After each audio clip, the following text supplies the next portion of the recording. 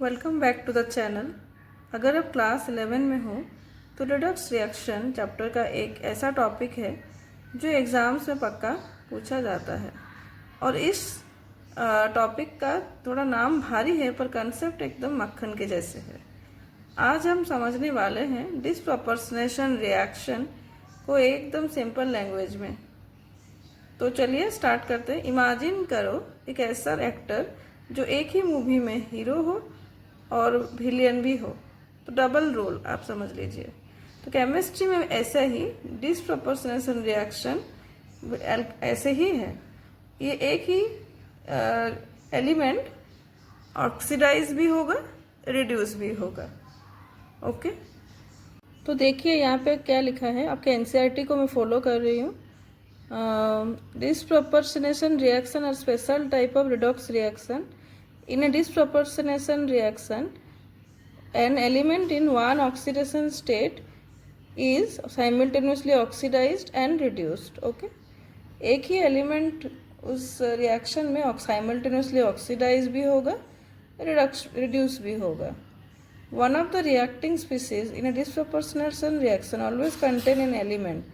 इस रिएक्शन में क्या होता है, जो रिएक्टेंट है उसमें से एक एलिमेंट ऑलवेज ऐसा एलिमेंट कंटेन करता है जिसका 3 ऑक्सीडेशन स्टेट होगा।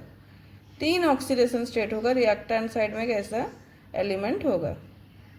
तो the element in the form of reacting substance, जो रिएक्टेंट होगा वो इंटरमीडिएट ऑक्सीडेशन स्टेट में होगा। बाकी का जो ऑक्सीडाइज्ड एंड रिड्यूस्ड वो आइदर हायर ऑक्सीडेशन स्टेट में होंगे या फिर लोअर ऑक्सीडेशन स्टेट में होंगे।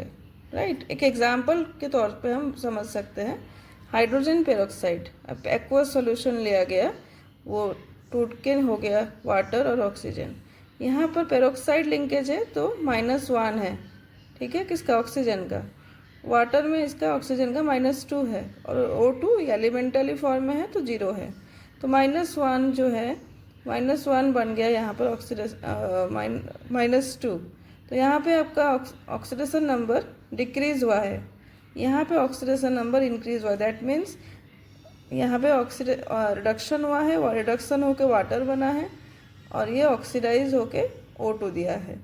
तो हमें कैसे पता चलता है कि कौन सा ऑक्सीडेशन हुआ, कौन सा रिडक्शन हुआ। आप एक सिंपल ट्रिक याद रखिए, जब ऑक्सीडेशन नंबर इंक्रीज होता है तो वो ऑक्सीडेशन होता है, जब ऑक्सीडेशन नंबर डिक्रीज होता है तो वो रिड्यूस होता है। और एक अभी एग्जांपल देख लीजिए।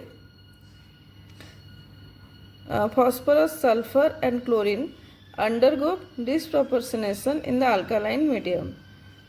फॉस्फोरस, सल्फर, क्लोरीन, ये तीनों एलिमेंट्स डिसप्रोपोर्शनेशन रिएक्शन में टेक पार्ट करते हैं। कब, जब अल्काली मीडियम उसको मिल जाए। तो यहाँ देखिए P4 है। P4 फॉस्फोरस एक एलिमेंटरी फॉर्म में है तो उसका 0 है, तो इधर उसका हो गया -3 और ये +1। -3 जो हुआ है वो PH3, तो यहाँ पर रिडक्शन हुआ है क्योंकि ऑक्सीडेशन नंबर रिड्यूस हुआ है, मैंने पहले जैसे कहा था।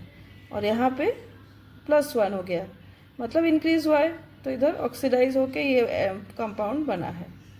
सेम सल्फर और क्लोरीन के केस में।